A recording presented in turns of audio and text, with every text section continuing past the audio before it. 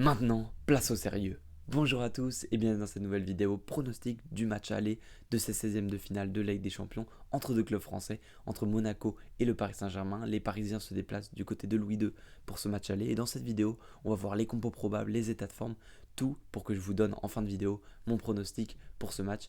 Si tu aimes le concept, n'hésite pas à liker et t'abonner et on est parti directement avec l'historique entre les deux clubs. Et c'est un historique forcément fourni puisque les deux clubs se jouent régulièrement en Ligue 1 et surtout les deux clubs vont se jouer 3 fois en l'espace de 3 semaines, ce qui est complètement fou, 2 fois en Ligue des Champions, une fois en Ligue 1.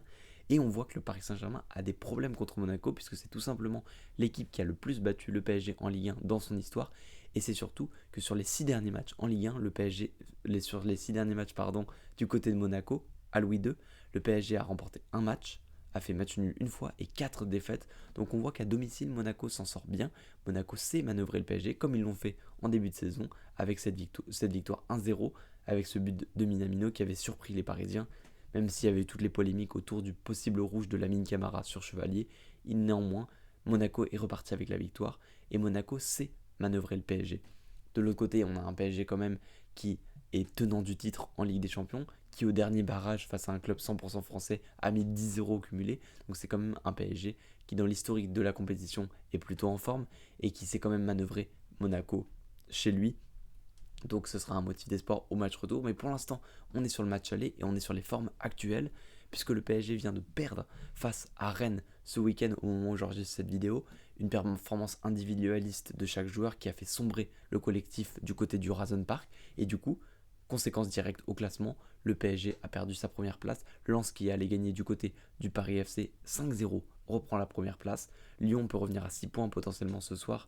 À l'heure où j'enregistre les vidéos, Lyon jouera son match face à Nice ce soir.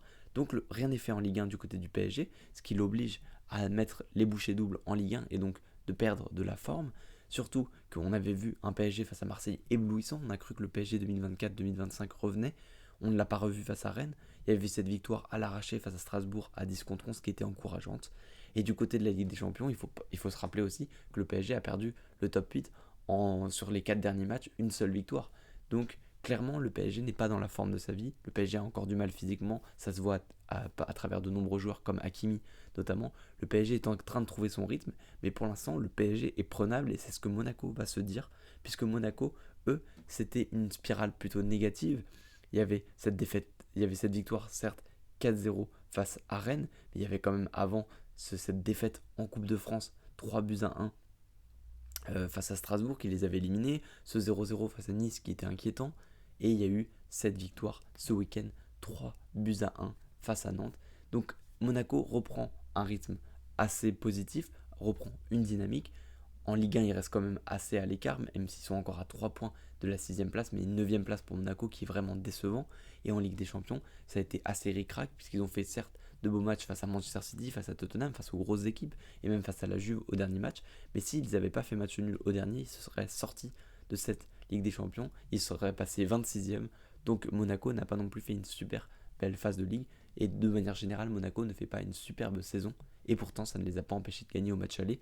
Donc méfiance pour les Paris Saint-Germain, la forme de Monaco ne veut rien dire, puisque Monaco est une équipe à géométrie variable, elle peut faire un très bon match comme un très mauvais, et c'est ce qu'on a vu tout au long de la saison, donc méfiance pour les Parisiens. Pour la compo de Monaco, je pense qu'on aura Philippe Keun dans les cages, du classique en l'absence de Radeki, Vanderson Henrique sur les côtés, Kerrer, Thésée, un ancien parisien. Kerrer, attention à la malédiction des ex du côté du Paris Saint-Germain, même si Kerrer n'est pas trop en confiance ces derniers temps.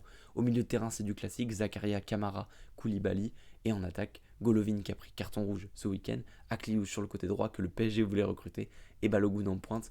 Donc c'est quand même une équipe de Monaco qui a du talent, c'est une équipe de Monaco qui peut faire mal, et c'est surtout une équipe de Monaco qu'on voit qui va pas se contenter d'être bloc bas. C'est une équipe de Monaco qui, je pense, va aller chercher le Paris Saint-Germain, va essayer de presser les Parisiens. De l'autre côté, pour le PSG, je pense que Savonov sera reconduit malgré les 3 buts encaissés ce week-end. On aura une défense classique, Mendes, Pacho, Marquinhos, les 3 sont en forme, même si le match de Pacho et Nuno Mendes était compliqué face à Rennes, je pense qu'en Ligue des Champions, ils reviendront à leur meilleur niveau. J'ai des doutes sur Hakimi, qui semble quand même emprunté physiquement, mais bon, on lui fait confiance. Au milieu de terrain, donc Vitinha, Neves, mais pareil, le match face à Rennes n'a pas été facile, pareil pour Zaire Emery, mais je les reconduis tous les 3, surtout Zaire Emery en l'absence de Fabien Ruiz. En attaque, Dembélé sera reconduit.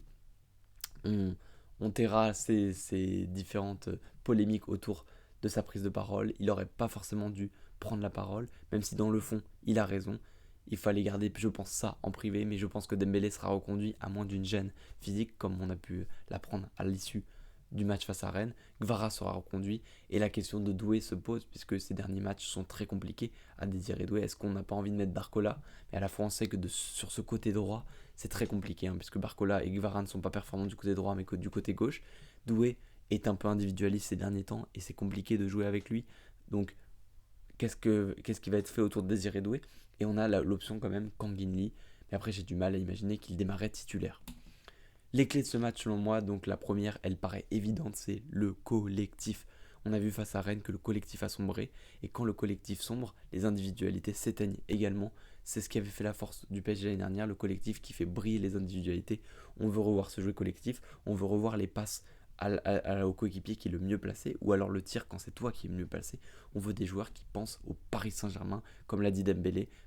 Il faut que les joueurs jouent pour le blason du PSG et pas pour leurs propres intérêts. La deuxième clé, ce sera la gestion de la profondeur. En effet, on a vu que la défense parisienne, parfois, était un peu en difficulté dans la gestion de la profondeur et aussi la gestion de profondeur en attaque, puisque Monaco va sûrement venir te chercher assez haut, ils ne seront pas bloc bas, donc il faudra exploiter en profondeur les largesses de Monaco. Et enfin le réalisme, on avait vu au match aller face à Monaco, on a manqué de réalisme. Il y a plein de matchs cette saison qui sont l'illustration d'un manque de réalisme. Il faudra être clinique devant la cage, plier ce match à l'aller pour ne pas trembler au retour, et on connaît le Paris Saint-Germain, ils sont capables de trembler, même si l'année dernière ils nous ont montré une force de caractère exceptionnelle. Il faut, quand on peut, plier le match, et il faudra essayer de marquer le plus de buts possible. Mon pronostic, ça donne quoi?